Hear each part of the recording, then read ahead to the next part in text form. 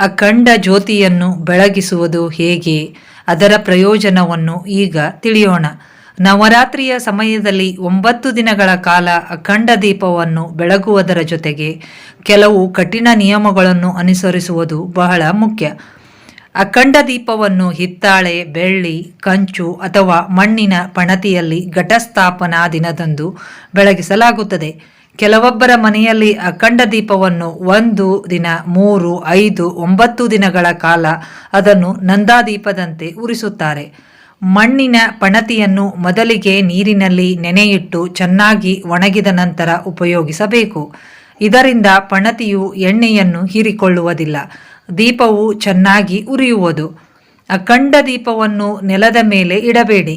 ಪೂಜೆಯ ಪೀಠದಲ್ಲಿ ಅಕ್ಕಿಯ ಹಿಟ್ಟಿನಿಂದ ಅಷ್ಟದಳ ಕಮಲ ರಂಗೋಲಿಯನ್ನು ಬಿಡಿಸಿ ಅದರ ಮಧ್ಯದಲ್ಲಿ ದೀಪವನ್ನು ದುರ್ಗಾಮಾತೆಯ ವಿಗ್ರಹದ ಮುಂದೆ ಇಡಬೇಕು.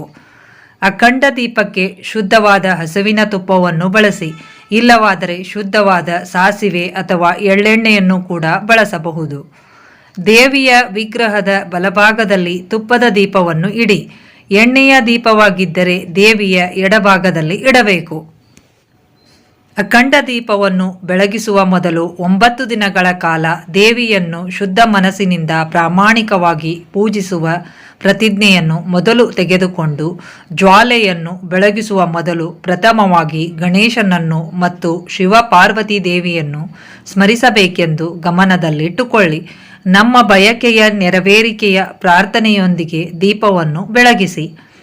ಅಖಂಡ ಜ್ಯೋತಿಯ ಬತ್ತಿಯು ತುಂಬ ಪವಿತ್ರವಾದ ಹತ್ತಿಯಿಂದ ತಯಾರಿಸಿದ ದೊಡ್ಡದಾದ ಬತ್ತಿಯು ಇರಬೇಕು.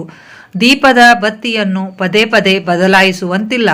ಅದಕ್ಕಾಗಿ ಎಷ್ಟು ದಿನದ ದೀಪವಿರುತ್ತದೆಯೋ ಅದನ್ನು ನೋಡಿಕೊಂಡು ನಾವು ಉದ್ದವಾದ ಬತ್ತಿಯನ್ನು ಹಾಕಬೇಕು. ಪ್ರತಿದಿನ ದೀಪದ ಬತ್ತಿಯನ್ನು ಅದರಲ್ಲಿಯೂ ಎಣ್ಣೆಯನ್ನು ನೋಡುತ್ತಿರಬೇಕು, ಏಕೆಂದರೆ ದೀಪವು ನಿಧಾನವಾಗಿ ಉರಿಯುತ್ತಿರಬೇಕು. ದೀಪದ ಜ್ವಾಲೆಯನ್ನು ಗಾಳಿಯಿಂದ ರಕ್ಷಿಸಬೇಕು. ದಿನದ ಹಗಲು ರಾತ್ರಿ ಉರಿಯುವ ಅಖಂಡ ದೀಪವನ್ನು ರಾತ್ರಿ ಮಲಗುವ ಮುನ್ನ ದೀಪಕ್ಕೆ ತುಪ್ಪ ಅಥವಾ ಎಣ್ಣೆಯನ್ನು ಹಾಕಿ. ಅಖಂಡ ದೀಪವನ್ನು ಅಗ್ನಿಕೋನದಲ್ಲಿ ಇಡುವುದು ಮಂಗಳಕರ. ಪೂಜೆಯ ಸಮಯದಲ್ಲಿ ದೀಪದ ಮುಖವನ್ನು ಪೂರ್ವ ಅಥವಾ ಉತ್ತರ ದಿಕ್ಕಿನಲ್ಲಿ ಇರಿಸಿ. ಅಖಂಡವಾದ ದೀಪವನ್ನು ಅಶುದ್ಧವಾದ ಕೈಯಿಂದ ಮುಟ್ಟಬೇಡಿ ಮತ್ತು ಸ್ನಾನ ಮಾಡದೆ ದೇವರ ಕೋಣೆಯ ಪ್ರವೇಶ ಮಾಡಬೇಡಿ. ಹಿಂದೂ ಸಂಪ್ರದಾಯದಲ್ಲಿ ದೇವರಿಗೆ ಮುಂದೆ ದೀಪ ಬೆಳಗುವ ಪದ್ಧತಿ ಇದೆ. ಅದರಲ್ಲೂ ನವರಾತ್ರಿಯ ಸಮಯದಲ್ಲಿ ಕಳಶ ಸ್ಥಾಪನೆಯಷ್ಟೇ ಮಹತ್ವವನ್ನು ಅಖಂಡ ಜ್ಯೋತಿಯು ಪಡೆದುಕೊಂಡಿದೆ. ತಾಯಿಯ ಪೂಜೆಯ ಸಮಯದಲ್ಲಿ ದೀಪವನ್ನು ಬೆಳಗಿಸುವ ಮೂಲಕ ದುರ್ಗೆಯು ಭಕ್ತರ ಮೇಲೆ ಬಹುಬೇಗ ಸಂತೋಷಗೊಳ್ಳುತ್ತಾಳೆ. ಅವರ ದುಃಖ ಸಂಕಟ ದೂರವಾಗುವಂತೆ ಆಶೀರ್ವಾದಿಸುತ್ತಾಳೆ ಎಂಬ ನಂಬಿಕೆ ಇದೆ.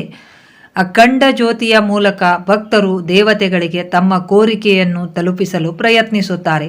ನವರಾತ್ರಿಯ ಸಮಯದಲ್ಲಿ ಮನೆಯಲ್ಲಿ ಅಖಂಡ ಜ್ಯೋತಿಯನ್ನು ಬೆಳಗಿಸುವುದರಿಂದ ದೇವತೆಗಳ ಆಶೀರ್ವಾದದೊಂದಿಗೆ ಕುಟುಂಬದಲ್ಲಿ ಸುಖ, ಸಂತೋಷ, ಶಾಂತಿ ನೆಲೆಸುತ್ತದೆ.